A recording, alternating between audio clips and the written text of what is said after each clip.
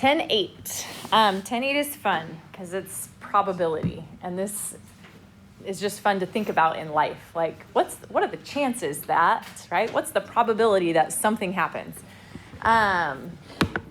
So the first thing you need to know with this is just the general formula that you're going to be using for it. The probability of some event happening. Okay, so this is the notation it will always use. Yeah. Sorry. Gotcha. Oh, I pushed the wrong button again, you guys. Are you recording? Yeah. And I am recording, although this may be stopping it right now. So we'll I messed it up. I am recording still. Okay, so the probability of some event. Okay, so it'll always be a P, and then the parentheses will tell us what we're finding the probability of. Okay, so the probability of that event is always equal to, the way I always refer to it is the favorable over the total possible. Okay, so it's the number of favorable outcomes over the total number of possible outcomes we could have. Favorable being the thing we want to find the probability of, okay? So I'm just going to show you in 4 different problems what this looks like, and then we'll make some targets.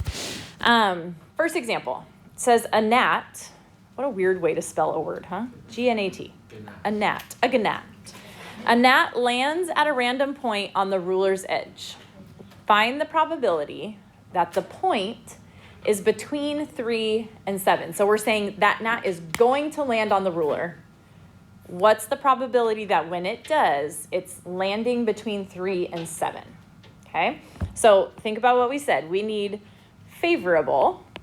That is not a pen. Favorable over possible. Okay, so the probability we land B/T, that's my between. Copper, what's up? Does that mean my 3 and 7 are included in that? 4, 5, and 6. Yeah, 3 and 7 are your borders, right? I'll show you. I'll show you in picture form in just a second. The probability it lands between 3 and 7. Okay, what we're saying is from here to here. Okay, so 3 and 7, right? You have to think what's your favorable of that? How many, we're dealing essentially with inches here. So what's the favorable number of inches there? 4 inches. 1, 2, 3, 4. Right? So there are 4 inches. That would be our favorable. What's the total possible? 12, right? There's 12 inches on the ruler. So the probability that that gnat lands between 3 and 7 is 4 to 12 or 1 to 3. Always reduce, okay? So your answer is it's a 1 in 3 chance that that gnat lands in that region, okay? Questions on that? Favorable over possible? Yes. You don't count 7. You just count 3, 4, 5, and 6. You count the distance between, right? So if we start at 3 and we go to 7, there are 1, 2, 3, 4 inches there, Okay. right? Yeah. So you could do 7 minus 3 over 12. Does that make sense? Yeah. So we're not trying to find the probability like it lands on like 3.5.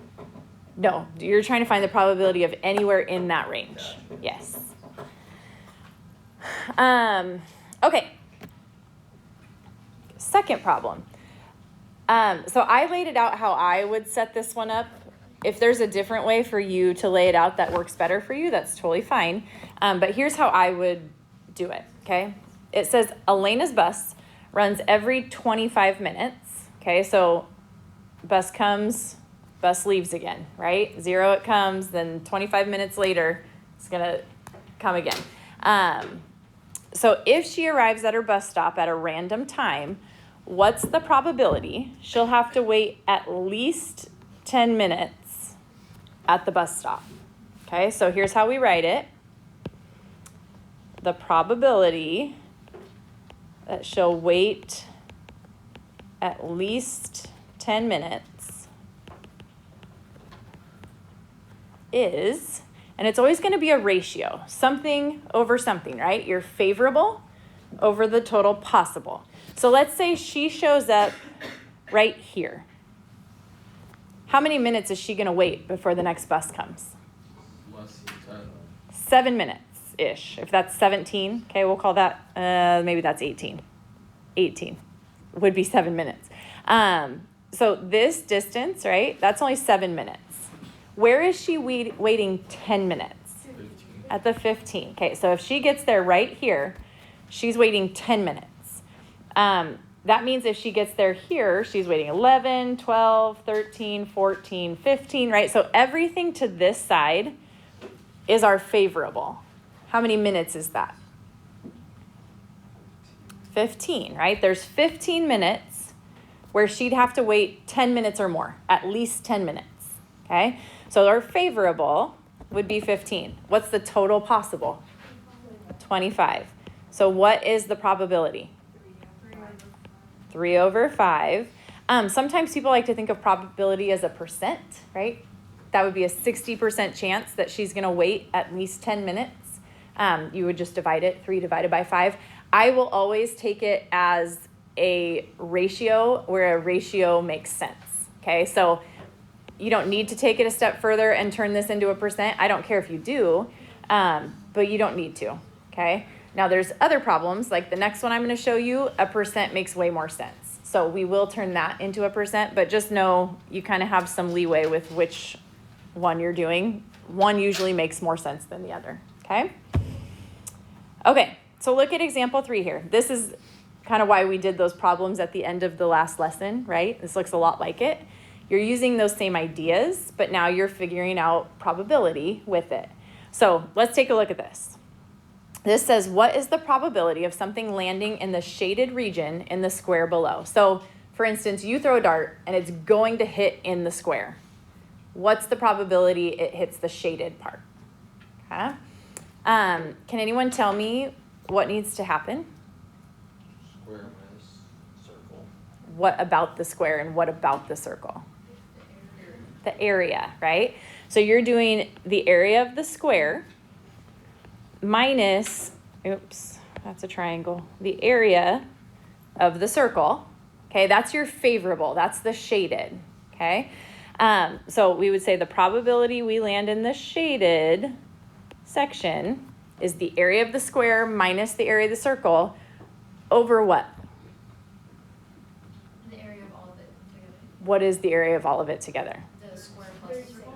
Not square plus circle. Just the square. Just the square, right? It's the area of the square. So I really like it better like this. Square minus circle over square, right? You can ditch the A's if you want, but just so you know, you're finding the area of those things. Okay? What is the area of the square? The square is going to be 6 times 6, so 36 square centimeters. What is the area of the circle? What is it? There you go. Your radius, so this is representing a diameter, right? The 6. So your radius is half of that, which is 3. So pi times 3 squared, or 9 pi square centimeters, is the area of your circle. So now you plug it in. You're going to say square 36 minus circle 9 pi divided by square. Okay, and here's where you have to be a little bit careful. If you just plug this all into your calculator, I don't believe you guys as calculators do it correctly. What you're going to want to do is you're going to want to just plug this in first. So 36 minus 9 pi. You know what? Try it. Maybe it does. Maybe I'm thinking of the wrong calculator. I know mine does. Try 36 minus 9 pi divided by 36 and see what you get.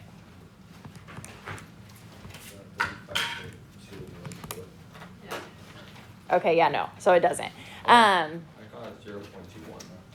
When you just plugged it in exactly like this? Yeah. All of it? But I put parentheses. Right. Parentheses around the 36. And then Yes. square. Okay, so here are your options. You can either plug it in as you see it like this, Or you can just plug in 36 minus 9 pi, hit enter, which is 7.72566. You don't need to write that number down, but just hit enter and then divide that number by 36. What you should get is 0.2146, that number, ooh, that number keeps going.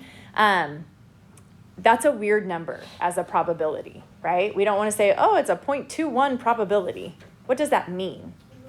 21%, okay? So you're going to take this, multiply by 100, and we would say the probability we land in the shaded region is about, I'll say 21.5%. Does that make sense, what you're doing there? Okay.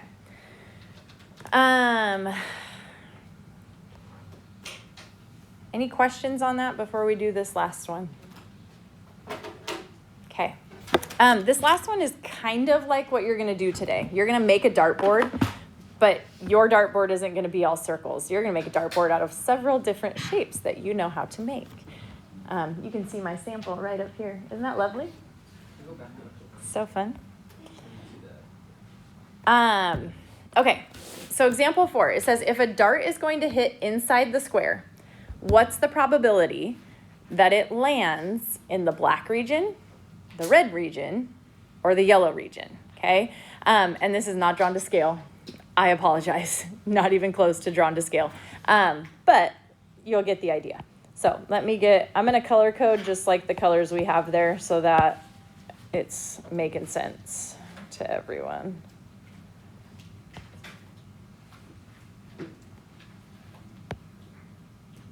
Okay, so if we want to find the probability that we land in the black region, what's your favorable?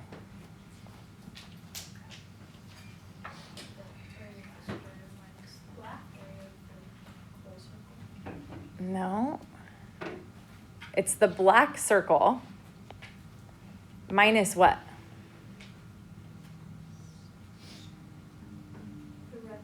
The red circle, not red and yellow, right? The red circle, if we found the area of the red circle, that would include the yellow, okay? So you're going black minus red, and we're putting that over what? The square. Okay, so that's the probability that we land in the black region. Okay, now let's think about this. What is the area of the black circle?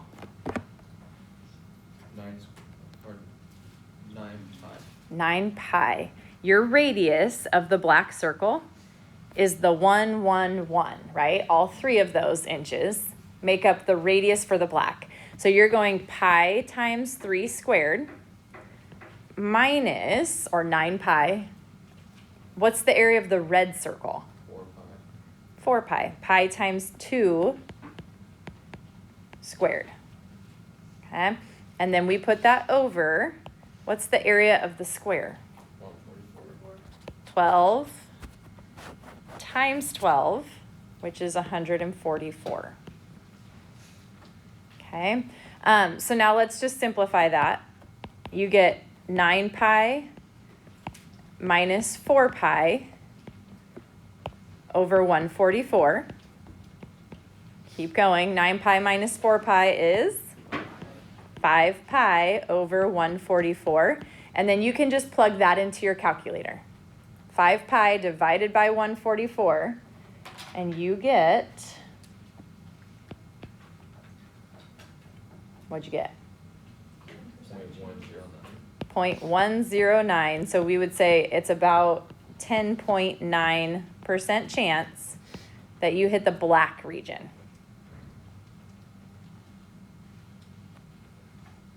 Does that make sense? Okay.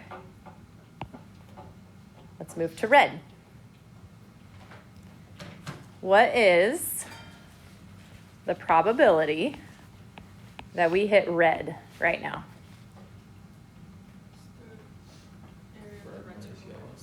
The red circle minus the yellow circle over what?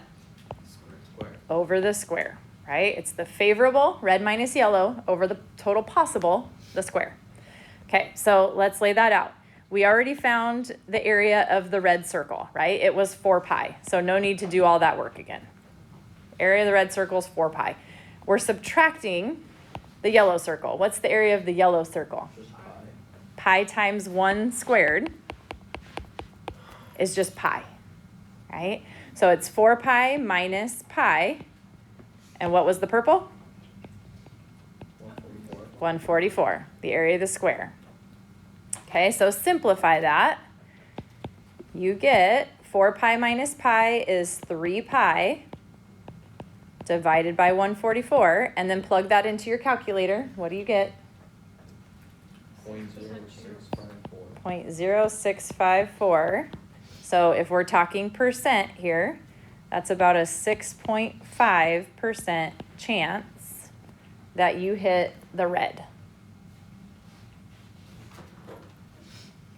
Okay.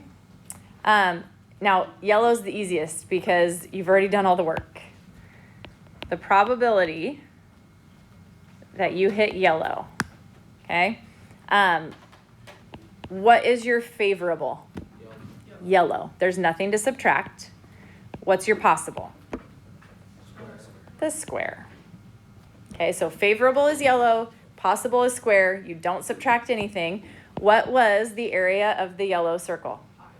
Pi. Pi times 1 squared is pi divided by 144. Oops, what do you get? 0.0218. So we would say that's about a 2.2% chance that we hit the bullseye, the yellow. Okay, now here's a question for you. If you add up all those percentages, why doesn't it equal 100? Because there's all this space, right, that we haven't taken into consideration. So that's why that one doesn't add up to 100. Today, your project should add up to 100, okay? Because your project isn't going to have the square taken into account. All right, questions on that?